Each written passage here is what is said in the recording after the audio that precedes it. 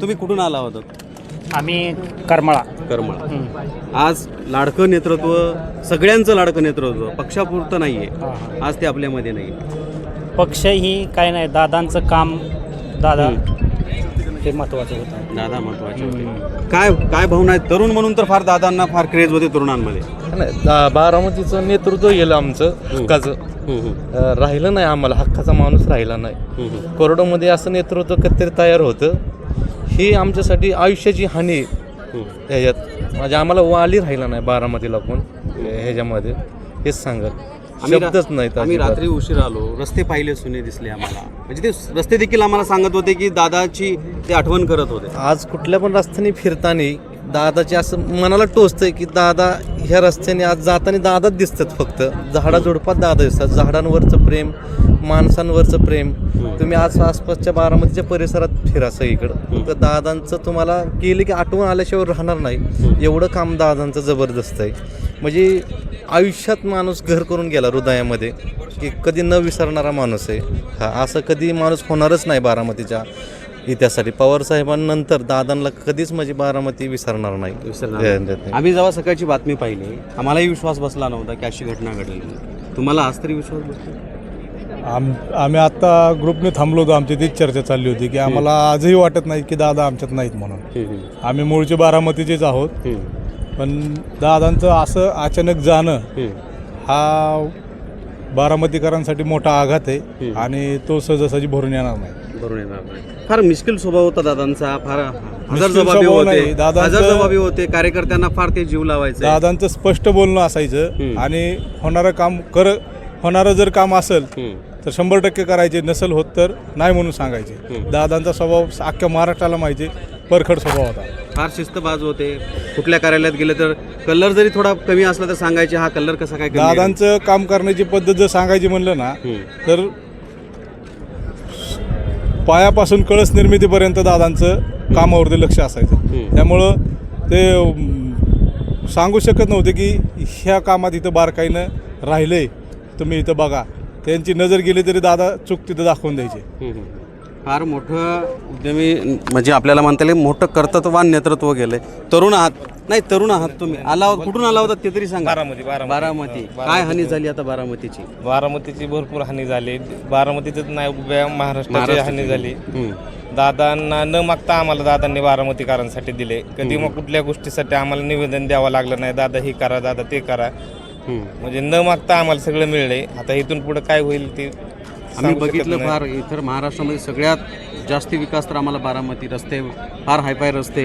आम्ही इच्छाही असं विचारही करत नव्हते की एवढे हायफाय रस्ते वगैरे बनवले. ते सगळे रस्ते दादांच्या किमयाने झालेले. बारामतीतच नाही फक्त शहरापुरता, बारामतीतल्या कानोकोपऱ्यात बारामतीतले सर्व खेडोपाड्यातले रस्ते, कुठले प्रश्न असतील ते दादांनी सर्व सोडवलेत. आता मला नाही वाटत की बाकी काय राहिलं असेल. काय सांगाल दादा आज आपल्यामध्ये नाही आहेत? आता अत्यंत ह्याची घटना घडलेली.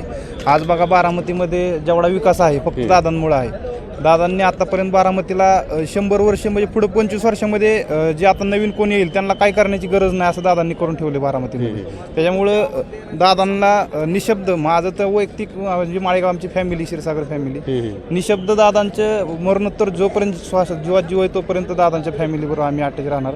आणि दादांना कट्टर आम्ही हे आहोत, राष्ट्रवादी हे आहोत. तर दादांचं जी काल आम्हाला घटना कळली, बरोबर ॲक्युरेट 9:40ला फोन आला. दादांची घटना घडली 43-44च्या दरम्यान. 50ला फोन आल्यानंतर आम्ही तातडीनं त्या ठिकाणी गेल्यानंतर भयानक परिस्थिती आम्हाला तिथं पाहायला मिळाली. म्हणजे अशी परिस्थिती अजूनही विश्वास बसत नाही. काल रात्री 2 वाजता गेलोय, आज सकाळी 6:30 वाजता इथं आलोय. आता 1 वाजले अजून इथं. म्हणजे आज दादांचा एवढा कळकळा, आज ही एवढी तुम्ही जनता बघताय, तुम्ही दादांवर निष्ठान करणारी भरपूर जनता आहे. आणि दादांनी काय ठेवलं नाही बारामती विकास करण्यासाठी.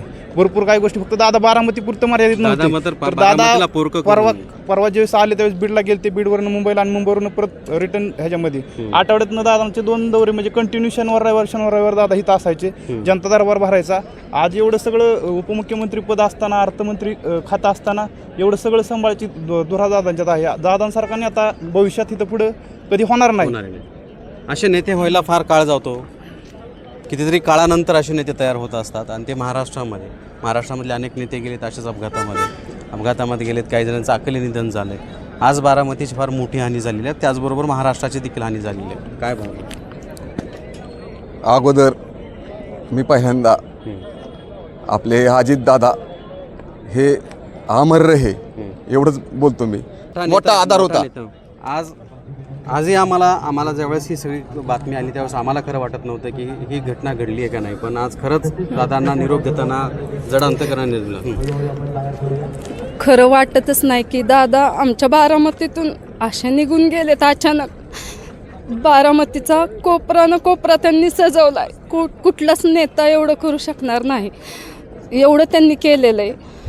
काय आज दादा आज तुम्हाला पोरकं करून गेले. हो, आज लाडकी बहिणीसाठी दादा फार मोठं काम करत होते. दादांची फार खूप त्यांचे इतिहासामध्ये नाव कोरण्यासारखे. दादा म्हणजे एकदम आमच्या बारामतीची शान गेल्यागत वाटते.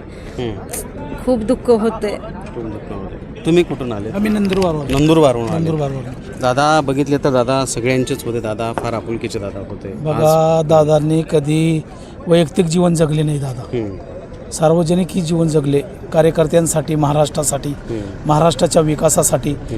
एक असा नेता होणे म्हणजे कधीच शक्य नाही. महाराष्ट्राची खूप मोठी हानी झालेली.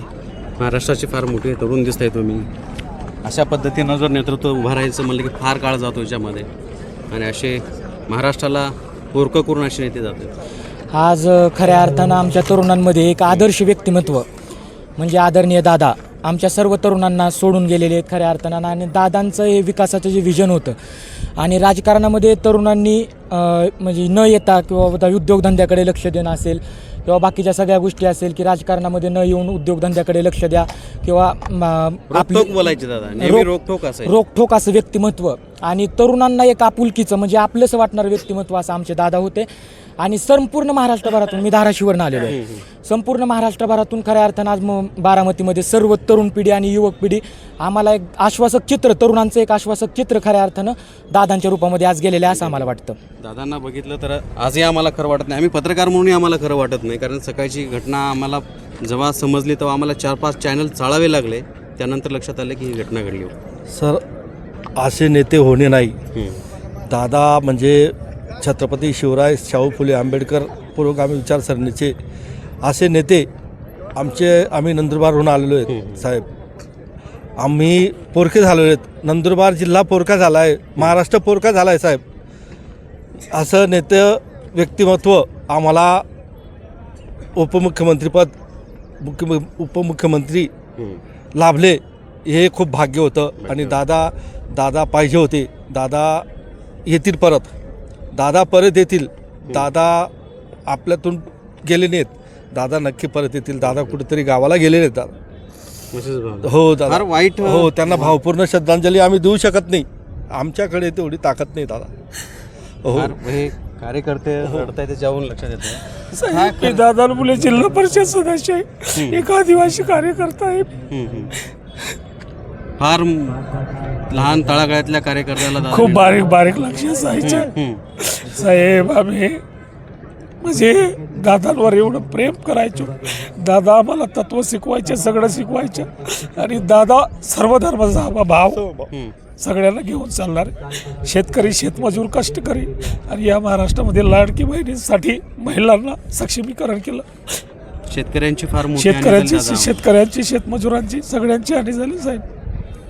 या महाराष्ट्रामध्ये असा नेता होणे नाही ज्यांनी वेळेसाठी कधी पर्वा नाही केली. म्हणजे ती वेळ भगवंतानी अशी वेळ त्यांच्यावर येऊ दिली, म्हणजे वेळच घेऊन मांडली. आणि हे घड्याळ चिन्ह त्यांच्या हातात राहिलं. हर घडी हर वक्त आपके साथ, समाज के साथ. दादा सकाळी 6 वाजता उठून सभा अटेंड करायच्या. सगळं 4 सभा बारामतीला. त्याच निमित्तानं ते दादा इकडे येत होते. पूर्ण महाराष्ट्र पिंजून काढला. त्या माणसाने कधी असं पर्सनल लाईफ जगलं नाही. सगळे जनतेसाठी, सगळ्या महाराष्ट्रासाठी जीवन जगलं त्यांनी. एवढं लवकर गेले दादा आणि असा आम्हाला विश्वास वाटत नाही. आम्ही हे सगळ्या भावना न सांगण्यापेक्षा जे कार्यकर्ते त्यांचे अश्रू अनावर होत आहेत त्याचं कारणच असं आहे की दादांचं व्यक्तिमत्व हे सगळ्यांना आपलंसं होतं. दादा सगळ्यांचे आपलेसे होते आणि तेच दादांना आज जड अंतकरणाने संपूर्ण महाराष्ट्रानं निरोप दिला आहे. आणि ही महाराष्ट्राची फार मोठी हानी आहे, ती कधी न भरून निघणारी आहे.